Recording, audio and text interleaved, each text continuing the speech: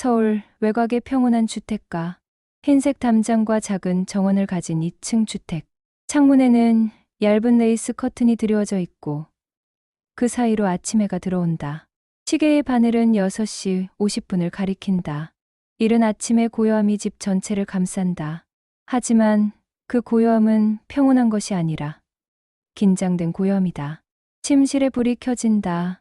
누군가 일어났다. 부드러운 발걸음. 복도를 따라 내려오는 음향. 그것은 마치 신발을 신고도 발소리를 내지 않으려고 하는 누군가의 움직임이다. 계단의 5번째 계단이 삐걱거린다. 항상 그 계단에서 삐걱거린다. 엄마가 이미 깨어 있다는 신호다. 거실에 불이 켜진다. TV가 켜진다. 날씨 예보가 흘러나온다. 주말에 비가 올 것 같다는 말. 하지만 이미 은지의 세상에는 비가 내리고 있다. 일주일 내내 매일. 은지야, 밥 먹어야 해. 엄마의 목소리. 항상 같은 톤. 항상 같은 리듬. 마치 기계음처럼 반복되는 그 목소리 속에는 이미 조급함이 담겨 있다. 아직 7시도 되지 않았는데 은지는 천천히 일어난다. 침대에 앉은 지 1분이 지난다. 발을 내려놓는데 30초. 슬리퍼를 신는데 45초. 모든 움직임이 느리다. 하지만 이것이 은지의 본질이 아니다. 이것은 은지가 선택한 속도다. 빨리 움직이면 누군가에게 눈에 띄기 때문이다. 눈에 띄면 평가받는다. 평가받으면 부족함이 노출된다. 침실의 거울 앞에 선다. 밤색 단발머리가 살짝 헝클어져 있다. 어제의 전기 같은 기운이 아직도 남아있는 것 같다. 손가락으로 머리를 정리하려고 해도 손가락이 떨린다. 아침부터 이미 손가락이 떨린다. 그것이 은지의 아침 인사다. 화장실에 들어간다. 거울 위에는 어제 쓴 숙제 답안지가 붙어 있다. 점수 87점. 빨간 펜으로 잘했어요라고 선생님이 썼지만 은지는 그것을 읽지 않는다. 읽으면 자신을 속이는 것 같은 기분이 들기 때문이다. 세면을 한다. 물이 차갑다. 아침의 물은 항상 차갑다. 마치 세상의 은지를 깨우려는 것처럼. 뺨에 물을 튀긴다. 거울에 비친 자신의 얼굴을 본다. 창백하다. 마치 투명해질 것 같은 그 창백함. 그것이 은지가 원하는 것인가? 자신이 존재하지 않는 것처럼 되는 것? 샵샵 재두장 아침의 무게. 식탁에 앉는다. 밥과 반찬이 준비되어 있다. 계란말이, 미역국, 배추김치. 엄마는 항상 영양을 생각한다. 하지만 은지는 밥의 맛을 느끼지 못한다. 입 안에서 음식이 자꾸 뭉쳐진다. 마치 자신의 식도가 음식을 거부하고 있는 것 같다. 천천히 먹지 말고 빨리 먹어. 학교 늦어. 엄마가 똑같은 말을 한다. 은지는 숟가락질을 더 빠르게 한다. 하지만 빨리 먹으려고 하면 목이 메인다. 그 모순 속에서 은지는 또 다시 느린 속도로 돌아간다. 넌 왜 자꾸 느려? 엄마가 식탁에 앉는다. 은지와 마주 본다. 그 눈빛이 은지에게는 검사관의 눈빛처럼 느껴진다. 세상은 빠르게 움직여. 넌 강해져야 해. 약한 애들은 밟혀. 알지? 은지는 고개를 끄덕인다. 말을 할 수 없다. 엄마의 말이 맞다는 것을 알고 있기 때문이다. 세상은 빠르다. 그리고 자신은 느리다. 너는 왜 친구들처럼 밝지 않아? 학교에서도 그렇고, 학원에서도 그렇고, 왜 항상 혼자 있어? 이것은 새로운 질문이 아니다. 매일 반복되는 질문이다. 은지는 대답하지 않는다. 대답할 말이 없다. 자신도 모르기 때문이다. 왜 자신은 이렇게 되어버렸는지. 엄마는 은지의 모습을 계속 본다. 그 관찰의 시간이 길어질수록 은지는 더 자신을 축소시킨다. 마치 작아지려고 하는 것처럼. 소수점 뒤의 숫자처럼. 밥을 다 먹은 후 은지는 서둘러 일어난다. 접시를 치운다. 치약을 든다. 양치질을 한다. 모든 움직임이 빠르다. 하지만 그 빨라진 움직임도 엄마의 조급함을 완화시키지 못한다. 은지야, 들어. 학교에서 한 번이라도 손을 들어봐. 너는 똑똑한데 왜 자꾸 숨어? 은지는 엄마를 본다. 엄마의 얼굴에는 실망과 무언가 다른 감정이 섞여 있다. 그것이 무엇인지 은지는 모른다. 하지만 그것이 자신을 향한 것이라는 것은 안다. 알겠어요, 엄마. 작고 낮은 목소리로 은지는 대답한다. 그리고 학용품을 챙기기 시작한다. 샵샵 제세장 학교 가는 길. 현관을 나선다. 문을 닫는 소리. 자동 잠금이 켜진다. 이제부터는 세상이다. 학교가 있는 곳, 준혁이가 있는 곳, 모든 불안의 출발지. 골목길을 걸어간다. 아침 햇빛이 강하다. 은지는 자신의 그림자를 본다. 길게 늘어진 그림자. 그 그림자도 자신을 따라다닌다. 그리고 생각한다. 자신의 그림자가 자신보다 더 크다면 누가 실체이고 누가 그림자일까? 골목 모퉁이에서 준혁이를 만난다. 항상 만난다. 이 시간, 이 자리에서 준혁이는 은지를 본다. 표정이 바뀐다. 기대하던 친구를 만난 기쁨이 사라지고 뭔가 다른 감정이 들어온다. 그것은 혐오일까? 아니면 단순한 권태일까? 은지는 그것을 이름 붙일 수 없다. 하지만 몸이 안다. 몸이 반응한다. 오, 은지. 또 왔네. 준혁의 말 속에는 기묘한 톤이 있다. 친근한 듯하지만 사실은 멀어지는 톤. 은지는 그 톤에 익숙해져 있다. 응. 한 글자 대답. 더 이상의 말은 위험하다. 말을 할수록 자신이 노출된다. 너 왜 항상 우울해? 같이 있으면 우리도 기분 안 좋아져. 왜 그래? 준혁이가 은지를 밀어낸다. 팔로, 손가락으로, 가슴을 톡톡 친다. 크지 않은 힘이지만 은지의 몸은 크게 흔들린다. 마치 물고기가 강가에서 떨어져 나갈 때처럼. 미안해. 은지가 중얼거린다. 뭐가 미안해. 그냥 밝아져. 너도 할 수 있잖아. 준혁이의 말. 그것은 조언처럼 들리지만 사실은 명령이다. 변해라.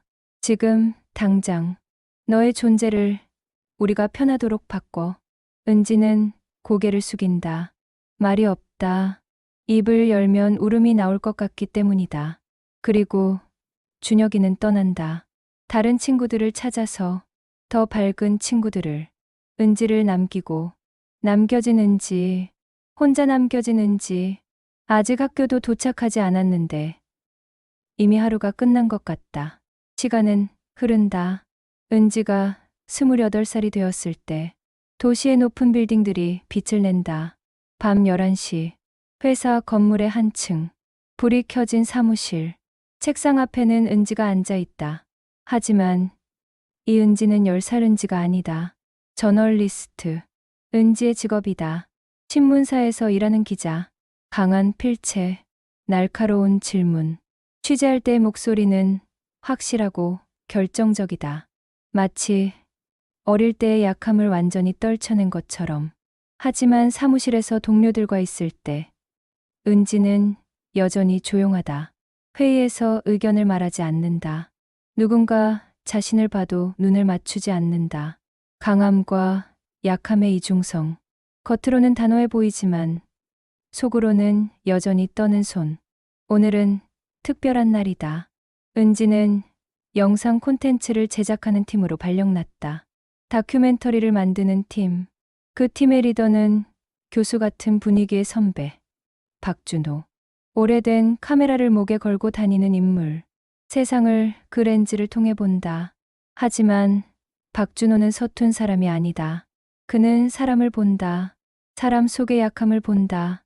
그리고 그것을 존중한다. 처음 만난 날, 박준호의 인사는 특이했다. 다른 선배들은 안녕이라고만 했는데 박준호는 은지 앞에서 쪼그렸다. 눈높이를 맞춘 것이다. 은지, 넌 뭘 가장 두려워하니?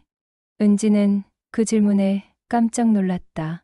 처음 만나는 사람이 뭐 하는 소릴까 싶기도 했고, 동시에 누군가가 자신의 내면을 보려고 한다는 느낌이 들었다. 난 모르겠습니다. 은지가 대답했다. 그게 답이구나. 박준호는 웃었다. 그리고 그 웃음 속에는 은지를 완전히 이해한다는 신호가 있었다. 박준호는 은지의 팀에 첫 프로젝트를 제시한다. 기획서를 펼친다. 어린이의 심리에 관한 다큐멘터리. 따돌림 받는 아이들. 그들의 내면. 그들의 감정. 은지는 기획서를 읽는다. 읽으면서 자신의 손이 떨린다. 다큐멘터리 기획서. 주제 따돌림의 심리와 그 상처. 그리고 치유. 인터뷰 대상 따돌림 피해 아이들 5명. 가해 아이 1명. 촬영 위치 초등학교 2곳. 아이들의 집, 공원, 숲. 목표. 약함을 말하는 것에 치유력을 보여주기. 메시지 혼자가 아니라는 것을 아는 것이 변화를 시작한다. 이 프로젝트 너 해볼래? 박준호가 물었다. 은지는 거부하고 싶었다. 자신이 그 이야기를 담을 수 없을 것 같았기 때문이다. 너무 가깝고 너무 아팠다. 하지만 동시에 은지는 알았다. 이것이 자신이 해야 할 일이라는 것을. 네, 하겠습니다. 카메라를 든다. 처음에는 어색하다. 하지만 렌즈 뒤에 숨으면 자신이 될 수 있다는 것을 은지는 안다. 렌즈는 은지에게 방패다. 렌즈 뒤에서만 은지는 자신을 표현할 수 있다. 학교를 방문한다. 평범해 보이는 초등학교. 은지는 채윤이라는 10살의 여자아이를 만난다. 채윤을 보는 순간 은지는 자신을 본다. 그 모습 그대로. 축소된 존재. 세상에 미안해하는 눈빛. 안녕. 채윤이. 난 은지야. 너랑 조금 얘기하고 싶은데 괜찮을까? 은지가 말했다. 의도적으로 낮은 목소리로. 위협하지 않으려고. 채윤은 고개를 끄덕인다. 말이 없다. 말을 할 수 없는 것 같다. 은지와 채윤은 학교의 한 구석에 앉는다. 카메라는 켜져 있지만 은지는 카메라를 의식하지 않는다. 채윤이는 지금 행복해? 채윤은 대답하지 않는다. 입술을 깨물고 있다. 눈빛이 흔들린다. 은지는 알아챈다. 이것이 비밀의 무게다. 이것이 혼자라는 것의 감정이다. 혼자인 것처럼 느껴질 때가 많아? 채윤이 고개를 끄덕인다. 작은 움직임이지만 은지에게는 거대한 신호다. 그 순간 은지는 무언가를 결정한다. 자신의 약함을 찾기로, 자신이 버렸던 모든 것을 찾기로. 시간은 다시 흐른다. 과거로. 초등학교 4학년 1반. 점심시간 직후의 교실. 선생님이 새로운 수학 단원을 설명하고 있다. 도형, 삼각형, 사각형, 오각형. 그 중에서 정사각형은 모든 변이 같다. 은지는 그 설명을 듣는다. 정사각형처럼 완전한 것이 되고 싶다. 하지만 자신은 불규칙한 오각형이다.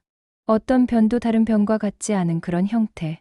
준혁이는 점심을 먹고 돌아온 직후부터 소란을 피운다. 은지를 괴롭히기 위해 또는 자신이 강하다는 것을 보이기 위해. 그 이유가 무엇이든 결과는 같다. 은지는 자신이 자취를 감춘다. 하지만 오늘은 다르다. 오늘은 누군가 은지를 본다. 민준이. 준혁이가 은지의 책을 집어 던질 때 민주는 그것을 본다. 준혁이가 은지의 머리를 때릴 때 민주는 그것을 본다. 그리고 민주는 움직인다. 아주 조용하게, 아주 천천히. 민주는 책을 줍는다. 그리고 은지에게 건넨다. 괜찮아? 2글자. 한국말의 가장 단순한 질문. 하지만 은지에게는 그것이 세상 모든 언어 중 가장 복잡하고 무거운 질문이다. 왜냐하면 그동안 누구도 은지에게 그것을 묻지 않았기 때문이다. 괜찮아는 은지가 존재한다는 것을 인정하는 말이기 때문이다. 은지는 고개를 끄덕인다. 말은 할 수 없다. 입을 열면 울음이 나올까봐. 하지만 그 끄덕임은 민준에게 전달된다. 민준은 다시 자신의 자리로 간다. 말이 없다. 도움이 되었는지 묻지 않는다. 감사를 강요하지 않는다. 단지 있었다. 그것만으로 충분했다. 그날 이후로 무언가가 바뀐다. 은지는 점심시간에 민준을 찾는다. 민준도 은지를 찾는다. 말이 없지만 둘은 함께 앉는다. 같은 테이블에서 밥을 먹으면서도 서로를 본다. 그 시선 속에 있는 것들. 이해, 연결, 약함을 공유하는 기쁨. 급식실의 분위기도 달라 보인다. 준혁이가 은지를 괴롭혀도 민준이 옆에 있으면 약간 견딜만하다. 그리고 한 가지 더 생긴다. 그것은 작은 웃음이다. 말 없는 웃음. 눈빛으로 나누는 웃음. 어느 날 은지는 용기를 낸다. 마주 보며 말한다. 왜 나를 도와줬어? 민준은 생각한다. 그 생각의 시간이 길다. 마치 자신 안의 가장 깊은 곳에서 뭔가를 꺼내오려고 하는 것처럼. 넌 혼자가 아니잖아. 그것이 민준의 대답이다. 은지는 그 순간 울음을 터뜨린다. 급식실에서 밥 위로 눈물이 떨어진다. 누군가 자신을 필요로 한다. 누군가 자신의 존재를 인정한다. 그것이 얼마나 큰 일인지 은지는 안다. 그 이후로 은지와 민준은 분리될 수 없는 존재가 된다. 준혁이가 은지를 괴롭히면 민준은 옆에 선다. 자신도 괴롭힘의 대상이 될 위험을 무릅쓰고 은지가 수학 문제를 풀지 못하면 민준은 함께 생각한다. 은지가 체육 시간에 팀을 거부하면 민준도 거부한다. 둘이 함께라면 혼자가 아니다. 둘이 함께라면 약함도 견딜 수 있다. 하지만 세상은 그렇게 호의적이지 않다. 준혁이는 은지를 괴롭히는 것에 질려간다. 대신 민준을 괴롭히기로 결정한다. 은지의 친구를 괴롭히면 은지가 더 깊이 상처받을 것이라는 것을 알아챈다. 악의는 진화한다. 단순해진다. 더 정교해진다. 어느 날 은지는 민준이 울고 있는 것을 본다. 화장실에서 손을 씻지 않고 선 채로 눈물을 흘리고 있는 민준. 준혁이가 민준의 짐을 빼앗아 갔다. 그 안에는 민준이 했던 숙제가 있었다. 준혁이는 그것을 물에 빠뜨렸다. 모든 글씨가 번졌다. 민준은 무너진다. 첫 울음. 누군가 앞에서 처음 흘리는 울음. 은지는 민준을 안는다. 팔을 감싼다. 말을 하지 않는다. 다만 있다. 그 순간 은지는 깨닫는다. 자신이 강해져서 민준을 보호할 수는 없다는 것을. 자신도 약하다는 것을. 하지만 약한 둘이 함께라면 그것이 어떤 강함보다 위대할 수 있다는 것을. 밤이 온다. 은지는 침대에 누워있다. 엄마는 이미 자고 있다. 은지는 핸드폰을 집는다. 문자를 보낸다. 민준에게. 넌 혼자가 아니야. 민준의 답장이 온다. 3분 후. 너도. 그 두 글자. 그것이 은지의 전부다.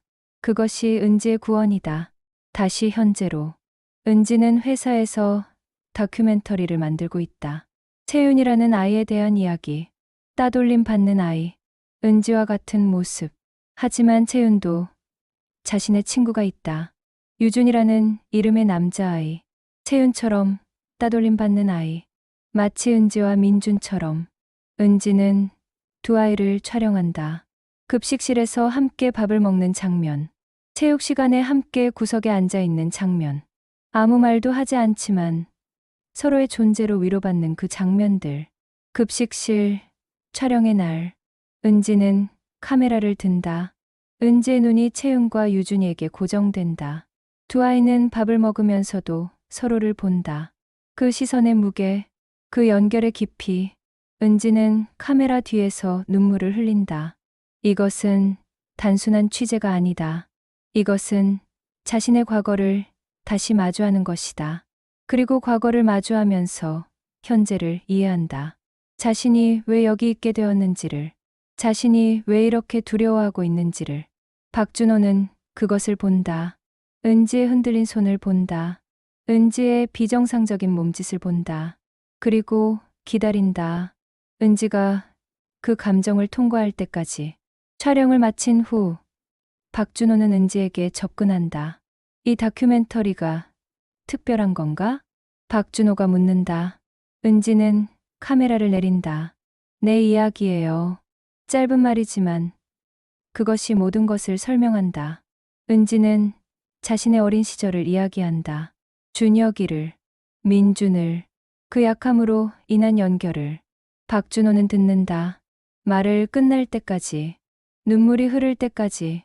그 민준이 지금 뭐하니? 박준호의 질문.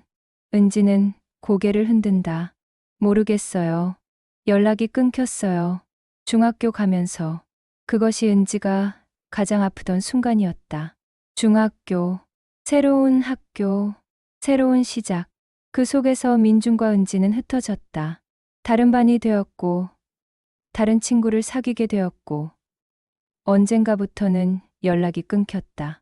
그리고 지금까지 그 상처는 은지의 마음에 남아있다. 그 아이를 찾아봐. 이 다큐멘터리의 마지막은 그 아이의 이야기여야 해. 박준호가 말한다. 그 눈빛에는 확신이 있다. 연결이 있다. 과거가 현재와 미래를 연결할 수 있다는 것에 대한 확신. 찾기 시작한다. 은지는 모든 SNS에 민준의 이름을 검색한다. 없다. 없다. 없다. 수십 개의 민준이 나온다. 하지만 그 민준이 아니다. 그 민준은 흔적을 남기지 않았다. 마치 은지처럼, 마치 약한 사람들이 하는 것처럼 세상에 보이지 않으려고. 하지만 마지막 시도에서 은지는 뭔가를 본다.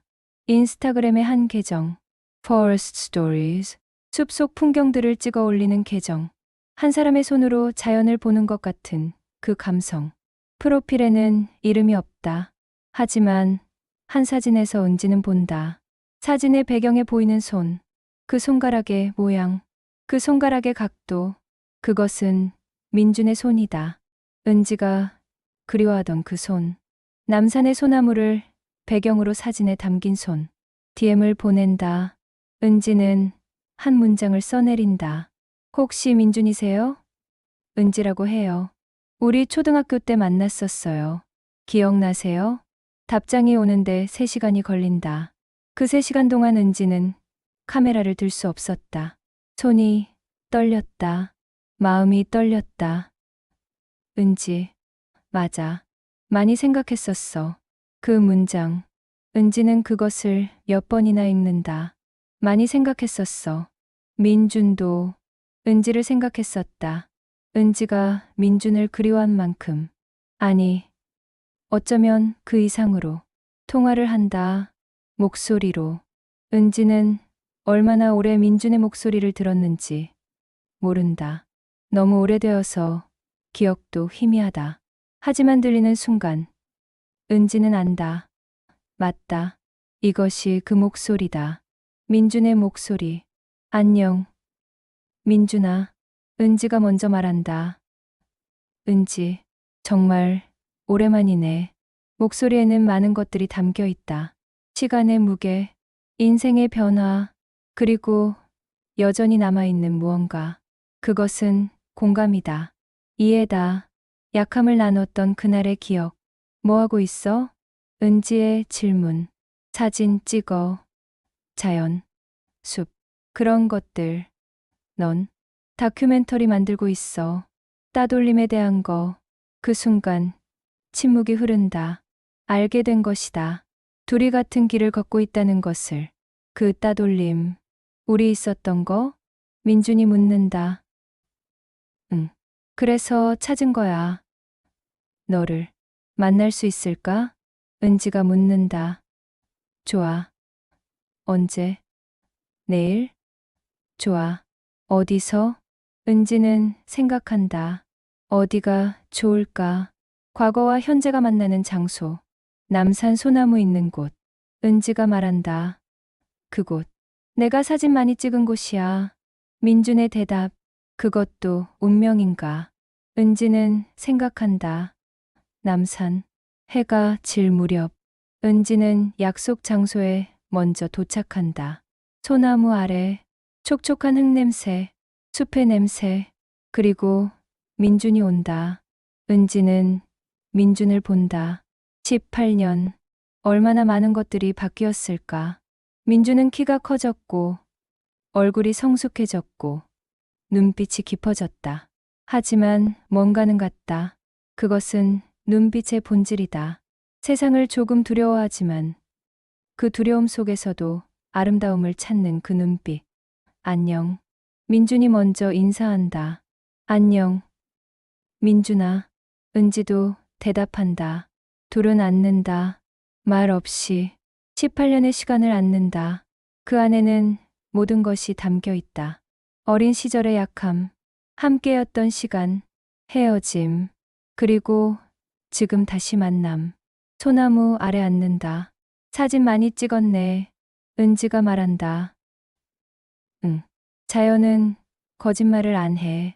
자연을 보면 마음이 편해. 민준의 대답. 나는 기자로 일했어. 사람들의 이야기를 모으는 일이야. 그래. 그것도 좋은 일이네.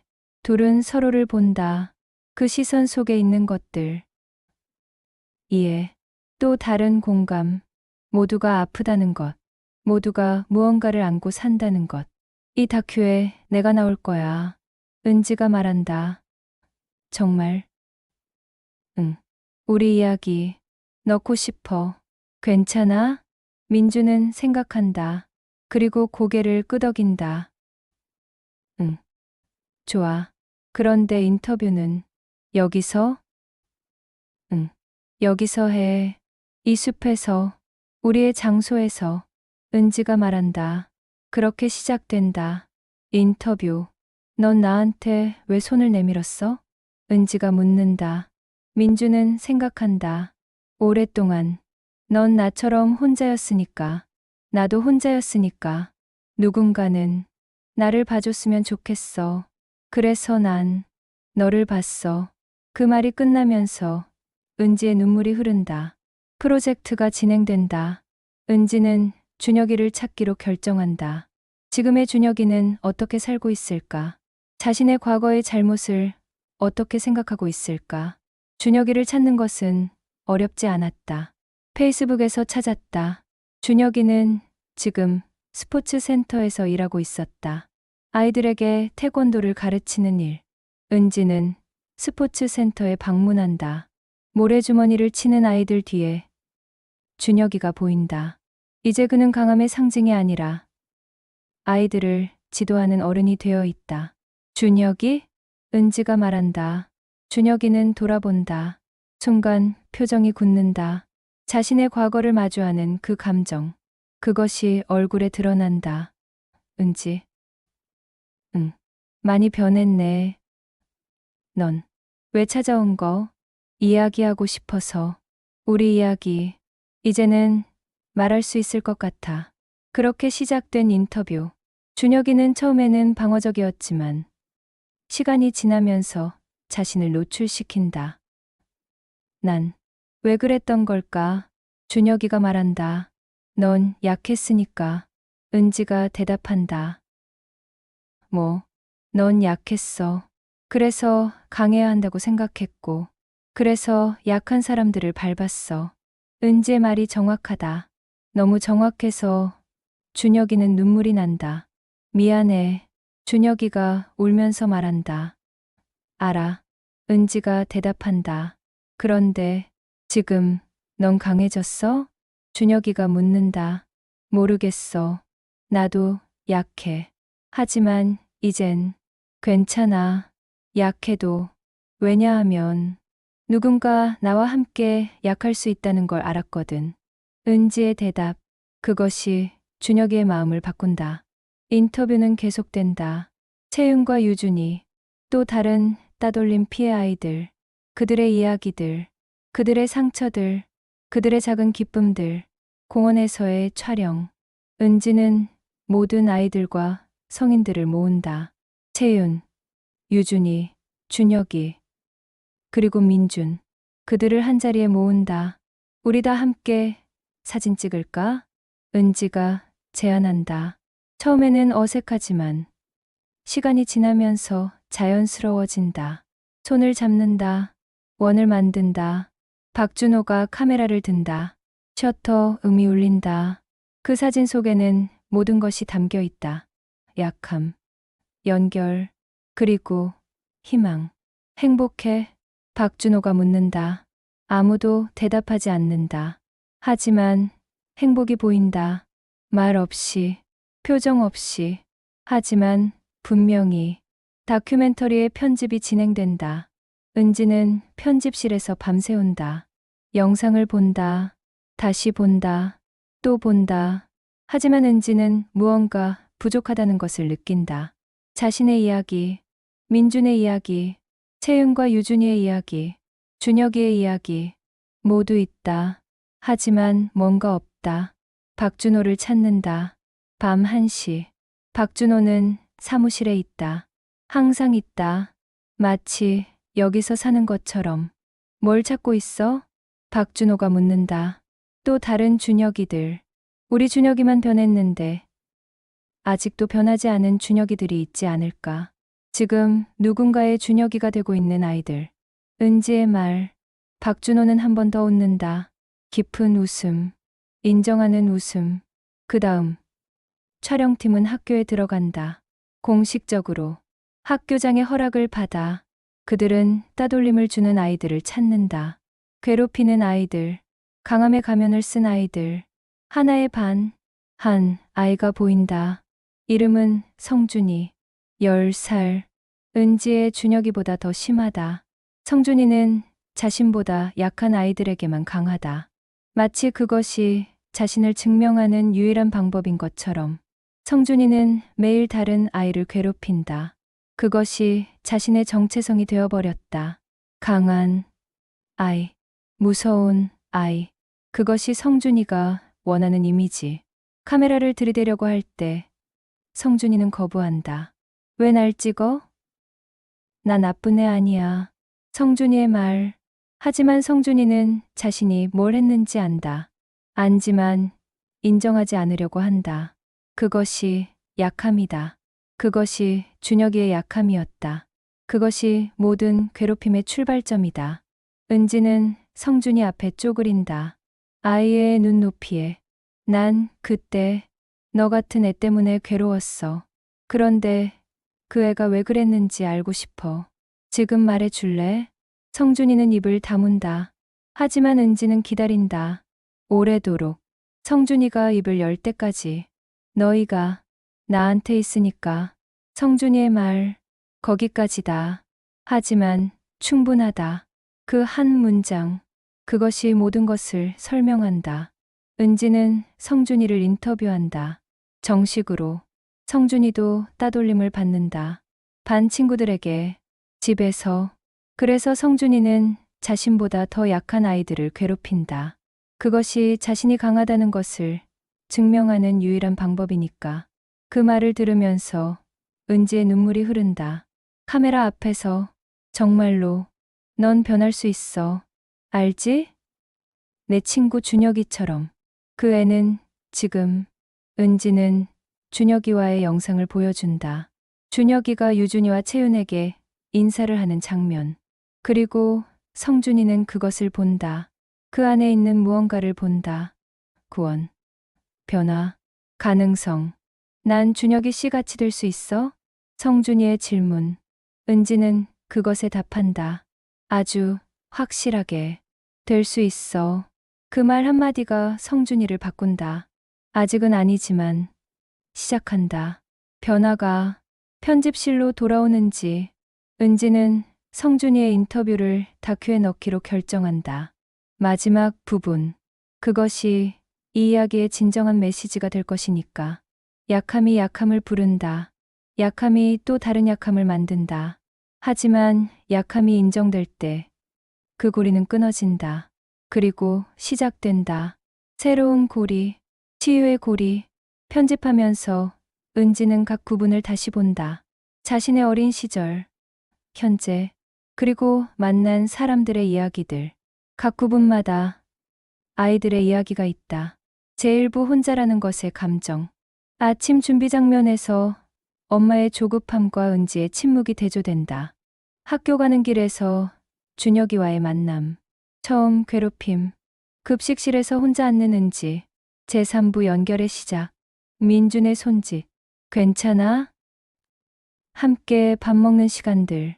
말 없는 대화. 민준이 울 때 은지가 안아주는 장면. 제4부 과거와 현재의 만남. 채은이를 만나면서 자신을 보는 은지. 민준을 찾고 제외하는 장면. 숲에서 나누는 대화. 제6부 모두의 연결. 공원에서 모두가 손을 잡는 장면. 준혁이의 눈물. 변화의 신호. 제7부 또 다른 시작. 성준이와의 만남. 또 다른 약함. 될 수 있어라는 말 한마디. 은지는 박준호와 함께 모든 부분을 다시 본다. 마지막 자막을 정한다. 약함이 연결한다. 약함이 사랑한다. 약함이 살린다. 그리고 마지막 자막. 모든 약한 아이들에게, 그리고 아직도 약함 속에 있는 모든 어른들에게, 당신들은 혼자가 아닙니다. 90분의 여정이 끝난다. 처음부터 지금까지 10살의 약함에서 시작해 28살의 수용으로 끝난다. 박준호는 은지를 본다. 너는 어떤 다큐를 만들었다고 생각해? 은지가 생각한다. 진정한 답을 찾기 위해. 약함의 이야기예요. 그런데 그게 슬픈 이야기가 아니라 아름다운 이야기라는 걸 보여주는 다큐. 박준호는 고개를 끄덕인다. 맞아. 그리고 넌 그 이야기의 시작이자 끝이야. 넌 약함을 숨기려다가 약함을 받아들였고 이제 약함을 표현하고 있어. 그 여정이 가장 강한 메시지야. 은지는 마지막 씬을 본다. 공원에서 모두가 함께 있는 장면. 손을 잡고 말 없이 하지만 모든 것을 전하는 그 장면. 그리고 마지막 장면. 은지와 민준이 숲길을 걷는 장면. 해가 지고 있다. 그 속에서 둘은 이렇게 말한다. 은지, 넌 내 약함을 받아줬어. 민준, 넌 내 약함을 사랑해줬어. 음악이 나온다. 단순한 피아노. 그것이 들리면서 화면은 검게 물들어간다. 그리고 끝난다. 첫 장면처럼 별 스티커가 붙어 있는 천장. 하지만 이제 그 별들은 새롭다.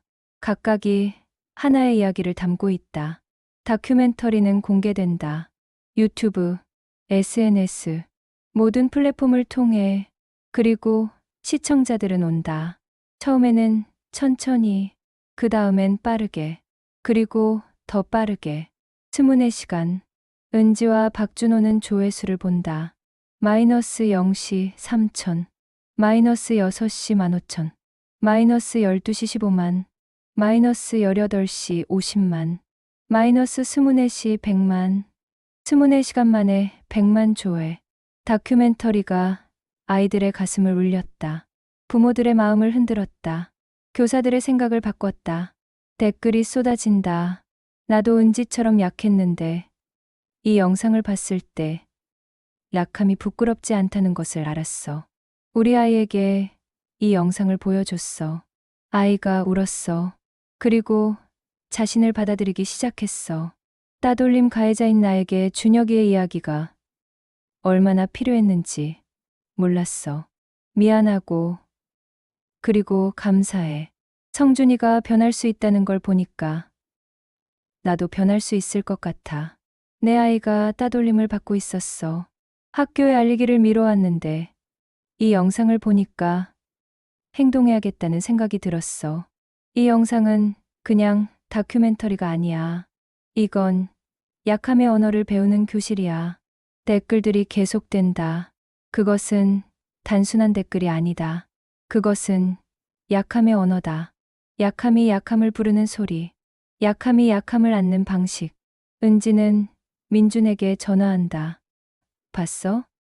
봤어. 좋아. 짧은 대답이지만 그것이 전부다. 민준도 그 영상 속에 자신을 보았다. 그리고 그것이 누군가의 마음을 건드렸다는 것을 알았다. 자신의 약함이, 자신의 침묵이, 자신의 손의 온기가. 채윤도 본다. 자신이 유준이와 함께 있는 장면. 그리고 채윤은 학교에 가서 유준이에게 말한다. 우리 영상 나왔어. 유준이는 웃는다. 처음으로. 아주 크게. 학교, 복도에서. 준혁이도 본다. 자신의 인터뷰, 자신의 눈물, 그리고 자신의 변화, 그리고 준혁이는 댓글을 쓴다. 나는 여전히 약해. 하지만 이젠 괜찮아. 너희도 약해도 돼. 난 여기 있으니까. 그것이 바로 약함의 언어다. 자신을 노출시키는 용기, 자신의 약함을 말하는 힘. 그것이 누군가를 살린다. 수진도 댓글을 쓴다. 채윤과의 또 다른 친구. 채윤이는 더 이상 혼자가 아니야. 우리 모두 함께야. 그리고 너희도 너희가 혼자가 아니라는 걸 알아줬으면 좋겠어. 성준이도 본다.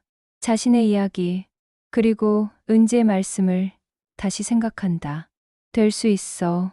성준이는 결정한다. 변하기로. 내일부터, 이 순간부터. 그날 밤, 은지는 침대에 누워 천장을 본다. 별 스티커들. 이제 그것들은 낡지 않다. 새롭다. 왜냐하면 은지가 그 안에 다른 의미를 집어넣었기 때문이다. 각 별이 하나의 약함의 이야기를 담고 있다. 각 별이 하나의 사람의 심장을 나타낸다. 은지는 핸드폰을 집는다. 밤 11시. 민준에게 전화를 건다. 넌 지금 뭐 하고 있어? 숲 사진 찍고 있어. 밤이 참 아름다워. 나도 봐줄래? 좋아. 민준은 영상 통화를 켠다. 밤의 숲. 그 속에 비친 민준의 얼굴. 그리고 은지는 본다. 자신을 보듯이 민준을 본다. 약하고 깊고 아름다운 그 얼굴을. 고맙고. 은지가 말한다. 뭘? 나한테 옆에 있어줘서. 모든 시간에. 그때도 지금도. 그건 내가 할 말이야. 넌? 민준이 묻는다. 나는 너와 함께 약해질 거야. 앞으로도 계속. 그 말이 끝나면서 밤의 천장이 보인다. 초록색의 숲 위에 밤하늘. 그 하늘 아래서 두 사람은 입을 맞춘다. 카메라에는 보이지 않지만 영혼의 차원에서는 보인다. 약함이 약함을 안는 그 순간. 은지는 박준호와 마지막 회의를 갖는다. 이제 이 다큐멘터리가 사회에 어떤 영향을 미칠 것인가에 대해. 이 다큐멘터리는 뭔가? 박준호가 묻는다. 약함의 선언인 것 같아요. 은지가 대답한다. 맞아. 그리고 그것이 가장 강한 말이야. 왜냐하면 약함은 거짓이 아니니까. 약함은 진실이고, 진실은 항상 사람의 마음을 연결하니까. 박준호의 말, 그것이 이 프로젝트의 진정한 의미다. 약함은 약함이다. 강함이 아니다. 하지만 그것이 나약하다는 뜻은 아니다. 약함은 진실이다. 그리고 진실은 항상 아름답다. 진실은 항상 강하다. 왜냐하면 진실은 연결하기 때문이다. 약함은 연결한다. 나는 10살 때 약함 때문에 괴로웠다. 하지만 그 약함 속에서 누군가를 만났다. 그 누군가는 나의 약함을 받아줬고 나는 그 누군가의 약함을 사랑했다. 지금 나는 이 다큐멘터리를 만들었다. 약함을 말하기 위해, 약함을 노출시키기 위해. 그래서 누군가가 자신의 약함을 부끄러워하지 않기를. 누군가가 약한 자신을 받아들이기를. 모든 약한 아이들에게, 모든 약함 속에 있는 어른들에게 나는 말한다. 당신들은 혼자가 아니다. 난 여기 있다. 민준도 여기 있다. 채윤도, 유준이도, 준혁이도, 그리고 성준이도 여기 있다. 약함의 언어를 배우자. 그리고 그것으로 누군가를 안아주자. 그것이 가장 강한 힘이다. 은지의 마지막 내레이션. 그것이 이 이야기의 끝이면서 동시에 시작이다. 은지의 침실에는 항상 신발이 가지런하다. 세상이 빨리 움직이기 때문이다. 하지만 은지의 발은 항상 뒤처진다. 그것이 비극이 아니라 은지의 리듬이라는 것을 아무도 모른다. 심지어 은지 자신도. 엄마의 조급함은 선의에서 나온 것이다. 하지만 선의도 때로는 칼이 될 수 있다. 그 칼이 은지의 마음을 가르고 있다. 매일 아침 급식실의 밥풀은 때때로 슬픔의 형태를 띈다. 그것을 보는 사람은 적다. 하지만 민주는 본다. 왜냐하면 민준도 슬프기 때문이다. 같은 것을 보는 사람은 서로를 안다. 아무 말을 하지 않아도 세상에는 많은 종류의 언어가 있지만 가장 깊은 언어는 침묵이다. 두 마음이 같은 침묵 속에서 통할 때 전화기의 신호음은 기적의 소리다. 시간이 지나도 사람이 변해도 신호음은 사람을 연결한다. 그것이 바로 약함의 신호. 누군가가 여전히 여기 있다는 신호. 은지가 민준을 다시 들었을 때 그것은 단순한 전화가 아니었다. 그것은 18년의 시간을 뚫고 나오는 외침이었다. 내가 혼자가 아니었다는 확인. 카메라는 거짓을 담을 수 없다. 카메라는 진실만을 담는다. 그래서 약한 아이들은 카메라 앞에서 진실이 되고 진실은 다른 진실을 부른다. 성준이의 눈물도 진실이었다. 그 눈물 속에 담긴 약함의 고백이 수천 개의 다른 아이들의 눈물을 부른다. 별빛은 수년 전의 빛이다. 우리가 보는 별은 죽은 별일 수도 있다. 하지만 그 죽은 빛이 지금 우리 눈을 밝힌다. 약함도 마찬가지다. 나의 과거의 약함이 지금 누군가의 눈을 밝힌다. 그리고 그 빛 속에서 새로운 생명이 자란다.